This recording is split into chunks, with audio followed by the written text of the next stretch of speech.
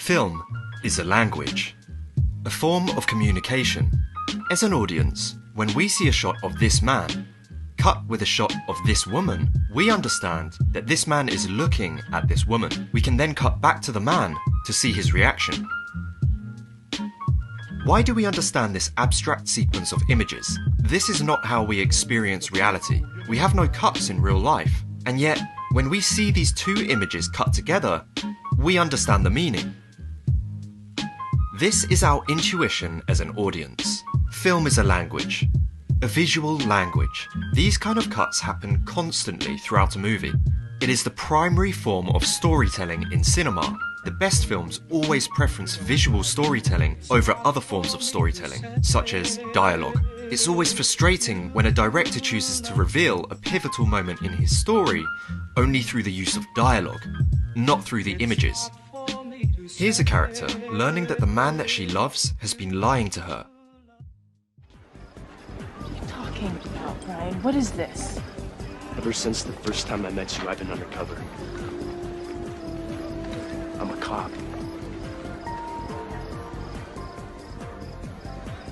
And here, again, we see a character learn that the man that she loves has been lying to her. But this time, it's told through visual storytelling. That Corleone.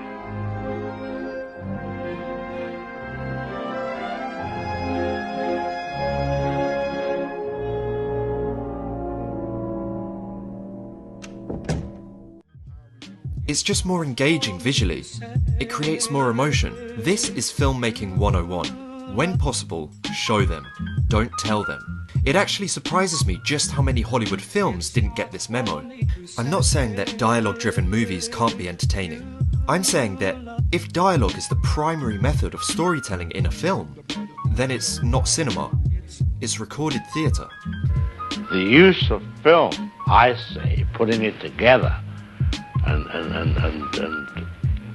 making it have an effect on an audience is, I think, the main function of film. Certainly, if you take dialogue in a film, truly you are only borrowing from the theatre, which is what, as I've often said, most pictures you see are photographs of people talking. So, let's take a look at how a master of visual storytelling opens a film. This is a shot from the opening of Alfred Hitchcock's Rear Window. Hitchcock litters this scene with visual information. No dialogue, no subtitles, no flashbacks, pure cinema. So, we can see that we're in an apartment block. We establish some characters within this apartment block, here and here. Maybe they'll become useful later.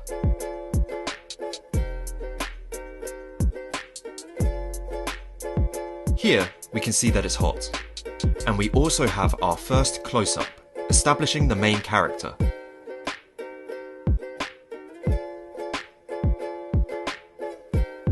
We now learn what our main character's dramatic conflict is. He is housebound with a broken leg. We also learn his name. Hitchcock's already setting up the premise of the story within the first few seconds of the film. The camera pans. We see a broken camera. We see a photograph of a car hurling towards the photographer. Here we have enough information to not only establish that Jeff is housebound with a broken leg on a hot day, but also how he broke his leg.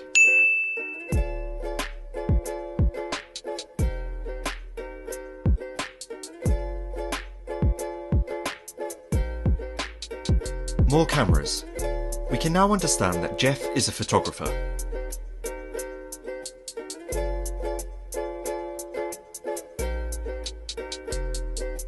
We now see that he takes photographs of models for magazines, and we establish that due to the fact he has a framed photograph of the model, he has some kind of a relationship with this character.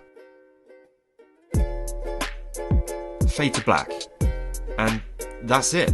That's the shot. Simple. On face value it may not seem that impressive, but in this 186-second shot, Hitchcock manages to establish his main character, who he is, what he does, who he's in a relationship with, his dramatic conflict, and how that dramatic conflict happened. In one single shot, the premise is set. pure visual storytelling, or as Hitchcock puts it, pure cinematics, the assembly of film. Thanks for watching.